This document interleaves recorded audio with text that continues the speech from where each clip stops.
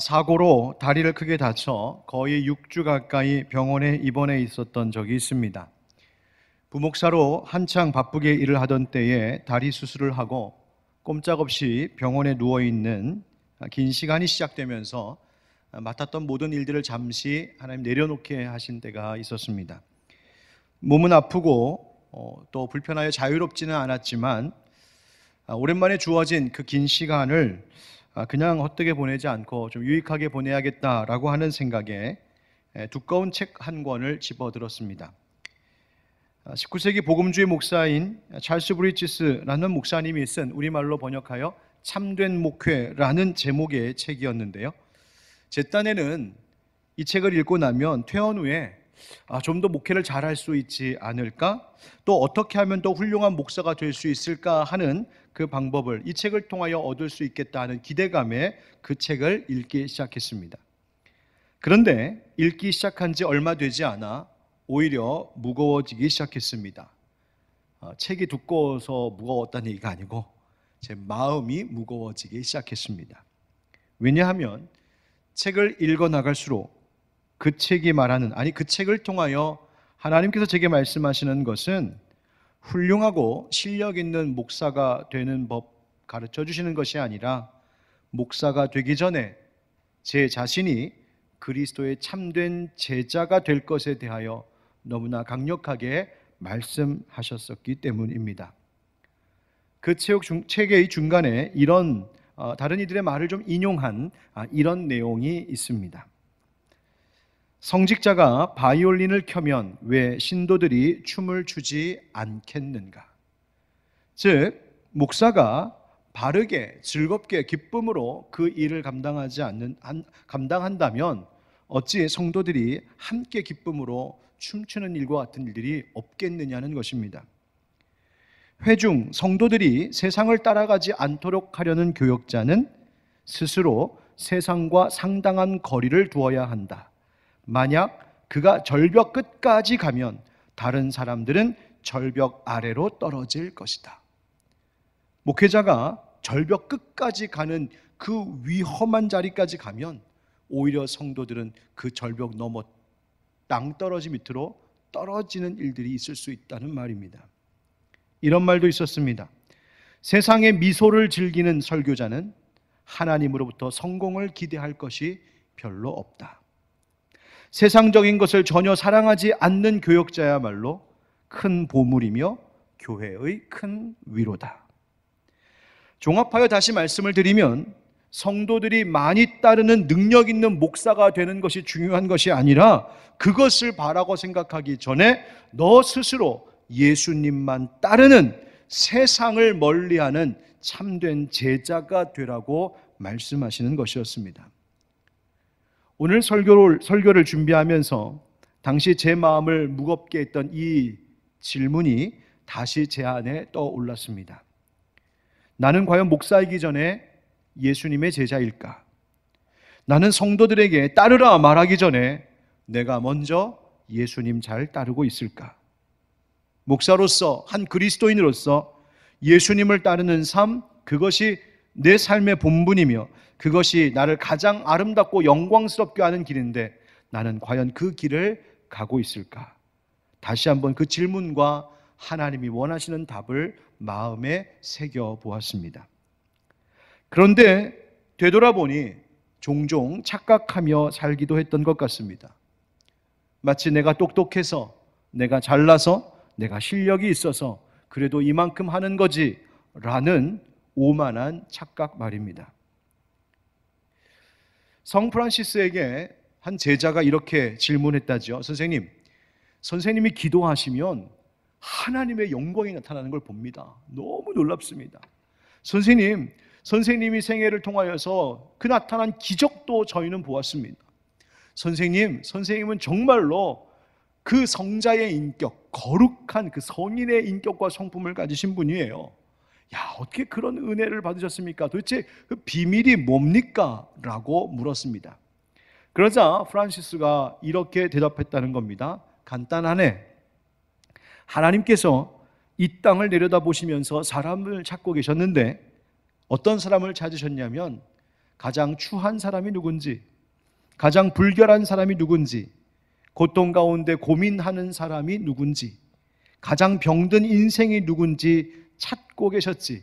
그리고 그 하나님의 눈길이 나에게 머물렀다네. 그 하나님께서 나를 보시고 난 후에 바로 저 사람이야. 저 사람을 붙들어 내가 한 사람의 인생을 어떻게 변화시킬 수 있는지 보여줘야겠다 라고 생각하시고 나를 선택하신 것일 뿐일세. 여러분 어떻게 생각하십니까? 무엇이 우리의 삶을 그토록 아름답고 영광스럽게 하는 것일까요? 그것은 오직 하나님이 우리를 불러주신 은혜입니다. 우리에게 성도라는 거룩한 이름이 주어진 것 뭐 때문입니까? 내가 아름다워서입니까? 내가 정결해서입니까? 나는 세상의 고통도 고민도 모르는 내가 강하고 지혜로운 사람이기 때문입니까? 나는 몸과 마음에 어떤 병도 들지 않는 건강한 사람이기 때문에 그렇습니까? 아니지 않습니까? 우리가 지금까지 살면서 내 삶을 복된 인생이라고 말할 수 있다면, 우리의 삶에 그 어떤 아름다움이 조금이라도 비춰질 수 있다면 그것은 내가 본래 복되거나 내가 본래 아름다워서가 아니라 예수 그리스도를 따르라 하시며 우리를 불러주신 하나님의 은혜 때문인 줄 믿습니다. 바로 예수 그리스도를 따르게 하신 그 하나님의 부르심이, 그 은혜가 우리의 삶을 영광스럽게 하는 것입니다. 그러므로 목사도 그리고 모든 성도들도 예수 따르는 삶을 살 때 가장 아름다운 줄 믿습니다. 자, 그렇다면 예수님을 따른다는 것은 뭘까요? 오늘 본문 누가복음 5장에 나오는 이 레위, 나중에 예수님의 제자 중에 하나가 되는 바로 이 마태이죠. 레위, 그 마태를 향하여 예수님께서 하신 말씀이 이것이었습니다. 나를 따르라. 그 부르심의 의미가 무엇인지 함께 상고하고, 네 주님, 나도 예수님 따르겠습니다. 머뭇거리지 않고 주님만 따르겠습니다. 결단하고 순종하는 거룩한 용기가 있는 이 시간이기를 예수 그리스도의 이름으로 축복합니다. 한번 따라하겠습니다. 걸림돌을 제거하라. 걸림돌을 제거하라. 여러분, 예수님의 제자들은 참 다양한 사람들이 모였습니다. 서로 다른 직업과 출신 배경을 가진 그런 다양한 사람들의 모임이었어요. 그렇게 하나 되는 것, 다양한 사람들이 하나 되는 것이 교회이죠. 그런데 그 중에는 오늘 말씀에 등장하는 바로 이 레위, 바로 세리라는 직업을 가진 이도 있었습니다. 그를 누가복음 오늘 본문에서는 레위라고 그 이름을 말하지만 마태복음에서는 마태라고 또 밝히고 있습니다. 세리 어떤 직업인가요? 여러분 삭개오 이야기를 통해서 잘 아시겠지만 세리라는 직업은 당시 유대 사회에서 경멸과 멸시, 증오의 대상이었습니다. 백성들에게 세금을 거두어서 로마에 바치는 그 일을 하는데 바쳐야 하는 세금은 정해져 있지만 거두는 세금의 금액은 정해져 있지 않아서 세리가 많이 거두면 많이 거둘수록 나머지 것은 다 자기 것이 되니 부정한 그 불의한 부를 축적할 수 있었던 것이죠. 그래서 당시 세리들은 동족들에게 합법적인 도둑이라고 비난받던 사람들이었고 바로 그 일을 하는 사람 중에 하나 바로 레위가 있었습니다. 27절 말씀입니다. 그 후에 예수께서 나가서 레위라 하는 세리가 세관에 앉아 있는 것을 보시고 나를 따르라 하시니 다 같이 그가 모든 것을 버리고 일어나 따르니라. 아멘. 하루는 예수님께서 세관에 앉아 있던 레위를 눈여겨보셨습니다. 성경 구절에 앉아 있는 것을 보시고라고 하는 말이 나오는데 여기서 예수님께서 보셨다라고 하는 이 말은 그냥 지나가다 우연히 그냥 눈에 좀 들어왔다 이 정도의 이야기가 아니라 예수님께서 아주 관심 있게 예의주시하며 주의 깊게 관찰하며 보셨다 그런 말입니다. 당시 가버나움을 거점으로 공생의 사역을 시작하셨던 예수님은 거기 세관 앞을 여러 차례 지나다니셨을 텐데 거기서 바로 그 세관에 앉아 돈을 세며 일에 몰두하고 있는 레위를 주의 깊게 살펴보셨던 모양입니다. 그런데 그런 그에게 예수님께서 다가가셔서 하루는 대뜸 나를 따르라 말씀하십니다. 왜 그러셨을까요? 도대체 대뜸 이렇게 말씀하신 연유가 무엇이었을까요? 예수님의 이 부름에 이어 나오는 레위의 행동 반응을 보면 왜 예수님께서 그에게 나를 따르라 하셨는지를 알 수 있습니다. 그가 모든 것을 버리고 따르니라. 아니 어떻게 자기가 하던 일을 그렇게 즉각적으로 쉽게 버리고 따라 나설 수 있을까요? 레위는 세리로서 성실히 일하는 사람이었지만 레위의 마음속에는 늘 무거운 죄책감이 자리 잡고 있었습니다.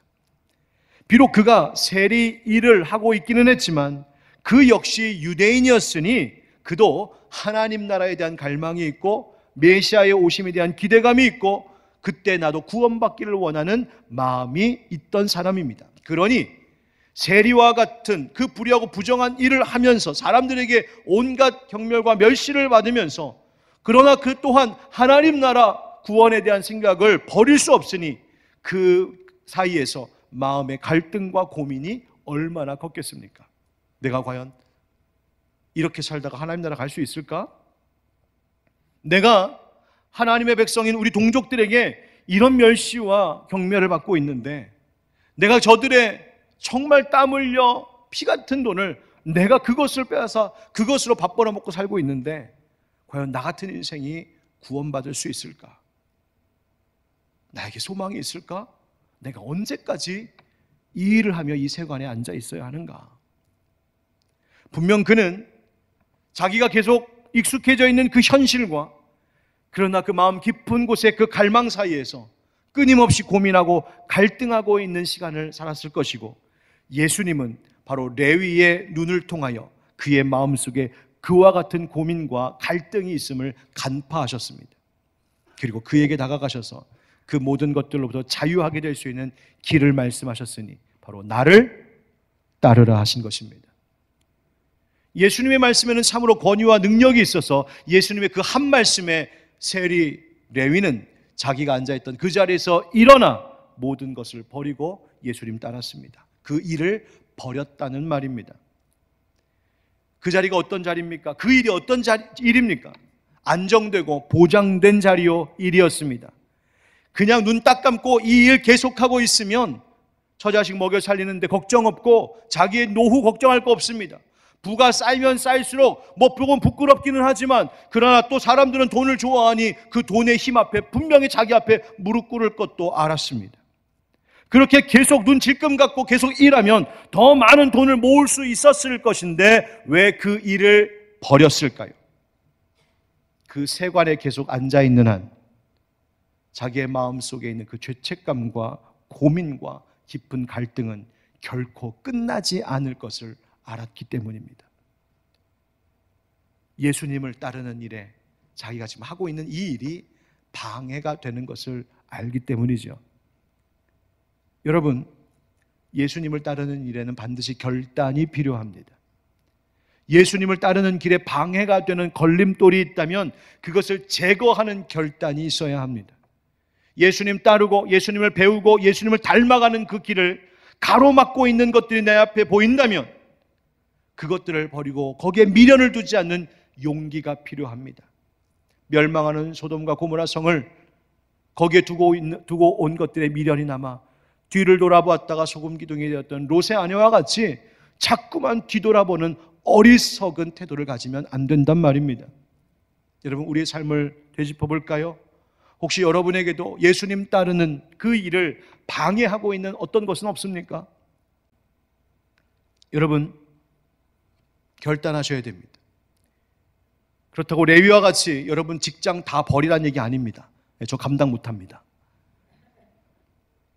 그러나 여러분이 일하는 그 일터에서, 여러분이 일하고 있는 그 일 모습 속에서, 여러분들이 사회인들, 다른 직장인들과 서로 관계하면서 생활하고 있는 그 모습 속에 예수님을 따르는 것을 방해하고 있는 요소들이 있는 것은 아닌지 우리는 깨어있는 그리스도인으로서 늘 주의 깊게 살펴보며 살아야 됩니다. 사랑하는 성도 여러분, 나를 따르려거든 자기 십자가를 지고 따르라 하신 예수님의 말씀을 기억하여 나도 모르게 어느새 주저앉아 있는 죄악된 나의 세관의 자리는 어디인지를 한번 돌아보고 거기에서 일어나 주님 따르는 용기를 가질 수 있기를 축복합니다. 주님 따르는 것, 방해하는 것들 제거해서 우리 함께 주님을 따르는 그 길을 출발할 수 있는 거룩한 용기를 내는 이 시간이 되기를 예수님의 이름으로 축복합니다. 두 번째 따라합시다. 더 나은 가치를 구하라. 더 나은 가치를 구하라. 여러분, 레위가 정말 그런 마음의 갈등과 괴로움에도 불구하고 그럼에도 불구하고 세리 일을 그때까지도 계속 열심히 했던 이유가 있습니다. 돈 때문이지요. 돈을 벌 수 있기 때문입니다. 비록 부끄러운 재물이고 그것 때문에 사람들의 경멸과 증오를 살지는 몰라도 또 유대인으로서 갖는 그 하나님에 대한 죄책감, 이런 것이 내게 있지만 까짓것 돈을 벌 수만 있다면요, 그 정도 따가운 시선과 멸시의 말들 견딜 수 있지, 그 정도 마음의 괴로움 참을 수 있지, 뭐 어떻게 되겠지 라고 하는 생각, 바로 돈 벌고자 하는 것 때문이었습니다. 왜냐하면 예수님을 만나기 전까지 레위는 돈을 버는 것, 재물을 쌓는 것이 자기 인생 최고의 가치가 되었었기 때문입니다. 그러나 예수님의 부름을 받은 레위는 예수님의 부름을 받는 그 순간 인생의 가치를 두는 대상이 달라졌습니다. 그 재물과 부를 쌓는 그 일에 내가 집착하고 거기에 애착을 갖고 거기에 인생의 가치를 두면 살면 살수록 내 마음이, 내 심령이 평안해지고 만족스러운 것이 아니라 점점 그 영혼이 시들어가고 메말라가는 것을 그도 느꼈을 것이기에 이것이 아닌데라고 하는 그 마음이 있었습니다.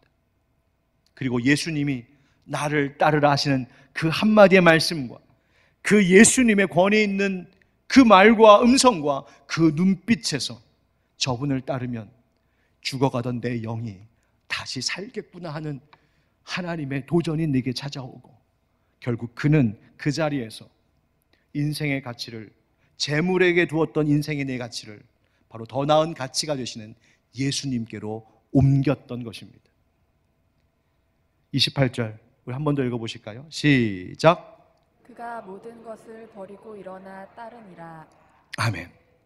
따르니라. 버릴 뿐만 아니라 예수님을 따랐습니다. 여러분 지금 인생의 가치를 어디에 두며 살고 계십니까? 올 한 해 여러분은 어디에 인생의 가치를 두고 무엇을 목적으로 이 한 해를 살아가시겠습니까? 주님은 우리에게 분명히 말씀하셨습니다. 골로새서 3장 2절 다 같이 시작. 위의 것을 생각하고 땅의 것을 생각하지 말라. 아멘. 네 인생의 가치를 땅의 것에 두지 말고 위의 것, 하늘의 영원한 것에 두며 살라고 분명히 말씀해 주셨습니다. 사랑하는 성도 여러분, 우리 1월이 다가기 전에 인생 가치관을 새롭게 하십시다. 예수님 따르는 것에 삶의 무게를 두며 사십시다. 주님께서 좋다 하시는 것 나도 좋다 하고, 주님 이건 아니야 라고 말씀하시는 건 나도 배설물처럼 여기며 버리는 그 예수님 따르는 길, 그 길이 복된 것인 줄 알고 예수, 하나님 나라라고 하는 더 나은 가치와 더 나은 목적을 붙들며 살아가는 여러분 되시기를 축복합니다. 그래서 올 한 해 사는 동안 어떻게 하면 예수님 위해 살까? 어떻게 하면 주님의 몸된 교회를 위하여, 어떻게 하면 하나님 나라 위하여 살까? 삶의 새로운 목적을 세우고 그것을 위하여 올 한 해를 살아가는 여러분 되시기를 간절히 바랍니다. 세 번째 따라할까요? 잔치를 배설하라. 잔치를 배설하라. 여러분, 예수님을 따르기로 한 이 레위가 예수님을 자기 집으로 초대하여 영접하기 위하여 큰 잔치를 벌였습니다. 그리고 많은 사람들도 그 자리에 초청하여 기쁨을 나누는데요, 29절 말씀입니다. 한번 다 같이 시작. 레위가 예수를 위하여 자기 집에서 큰 잔치를 하니 세리와 다른 사람이 많이 함께 앉아 있는지라. 아멘. 여러분, 마태복음에도 마가복음에도 누가복음에도 이 이야기가 똑같이 실려 있는데 다른 데에서는 그냥 식사 자리 정도만 표현했는데 누가복음에서는 누가는 이것을 큰 잔치, 아주 공식적인 큰 잔치라고 지금 말하고 있어요. 공식적인 자리란 얘기예요. 잔치 자리에는 그 예수님만 모셨던 것이 아니라 레위와 같은 죄인들, 종교적으로 사회적으로 사람들에게 경건하지 못하다 여겨졌던 그런 사람들, 즉 레위 자기 같은 사람들을 초청하여 그 잔치 자리를 채웠습니다. 그런 자리에서 함께 먹고 마시며 앉아 있었던 예수님과 제자들을 본 바리새인들과 서기관들은 그들을 비난했습니다. 너희가 어찌하여 세리와 죄인과 함께 먹고 마시느냐? 그러자 예수님께서 뭐라고 말씀하십니까? 예수께서 대답하여 이르시되 건강한 자에게는 의사가 쓸데없고 병든 자에게라야 쓸데있나니 내가 의인을 부르러 온 것이 아니요 죄인을 불러 회개시키러 왔노라. 아멘. 여러분, 이 말씀 때문에 오늘 우리가 하나님의 자녀된 줄 믿습니다. 레위의 집이 갑자기 잔치자리가 되었습니다. 레위를 비롯하여서 죄인의 자리에 앉아있던 많은 사람들이 이제 예수님과 함께 앉는, 그 예수님을 위한 잔치자리에 앉는 자들이 되었습니다. 거기서 예수님을 소개받고, 거기서 예수님을 만나고, 거기서 복음을 들으며 아마 그 가운데 변화되어 예수님 따르는 제자들이 많이 일어났을 것입니다. 여러분, 우리가 어디에 앉느냐가 중요합니다. 시편 1편에 보면 복이 있는 자들은 오만한 자들의 자리에 앉지 아니한다고 말했습니다. 즉 우리의 인생은, 우리의 열매는 내가 어디에 비비고 앉아 있느냐가 중요합니다. 여러분, 어디에 앉아 계십니까? 어떤 자리에 앉아 계십니까? 여전히 혹시 인생의 세관 그 자리에 앉아 계신 것은 아닙니까? 이제 일어나 예수님 따르셔야 하고, 레위와 같이 예수님과 함께하는 그 잔치자리에 앉는 여러분 되시기를 축복합니다. 바로 레위와 그의 친구들은, 그 죄인들은 인생의 죄악된 자리에 앉아 있다가 예수님께서 초청하시는 그 잔치자리에 앉게 되므로 이제 주님 다시 오실 날 그 천국에서 그 아름다운 혼인잔치, 그 잔치자리에 앉을 자리를 예약해 놓은 이들이 되었습니다. 여러분, 그리고 그 아름다운 잔치자리를 바로 레위가 베풀었습니다. 여러분, 예수님을 따른다는 것은 뭘까? 그것은 내 인생이 예수님과 그리고 예수님을 만나야 될 사람들을 위하여 잔치자리가 되게 하는 것이 예수님을 따르는 것입니다. 나를 통해 예수님의 복음이 들려지고, 나를 통해 예수님의 따뜻한 사랑이 나누어지고, 나를 통해 이 힘든 시대를 살아가고 있는 사람들에게 작지만 그러나 따뜻한 위로가 전해지도록 하나님, 내 인생이, 내 삶이 잔치집이 되게 해주십시오. 예수님 때문에 기뻐하는 잔치집이 되게 해주십시오. 하나님의 말씀으로 풍성한 식탁이 차려진 잔치집이 되게 해주십시오. 바로 그 은혜로 살아가기를 구하는 것, 그것이 예수님 따르는 것입니다. 데살로니가전서 5장 15절에 보니까 모든 사람을 대할 때 선으로 대하라 하십니다. 그 선하게 선대함으로 내 인생이 잔치집 같은 기쁨이 되도록, 로마서 12장에 보면 예수 그리스도로 거듭난 사람들이 어떻게 그 생활이 변화되어야 되는지를, 그 삶의 실천적인 항목들을 쭉 소개하는데 그 끝에 이런 말이 있습니다. 성도들의 쓸 것을 공급하며 손 대접하기를 힘쓰라. 대접하는 인생, 잔치를 베풀듯이 그렇게 섬기는 인생에, 바로 인생이 그리스도로 인하여 변화된 인생이라고 했습니다.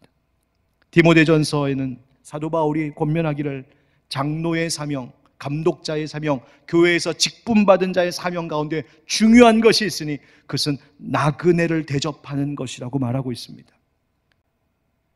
예수님께서 늘 즐겨 가시며 쉬기를 기뻐하셨던 나사로의 집, 마르다, 마리아의 집, 그 집은 늘 예수님을 위하여 잔치하는 집이었노라고 복음서 기자는 우리에게 전해 주었습니다.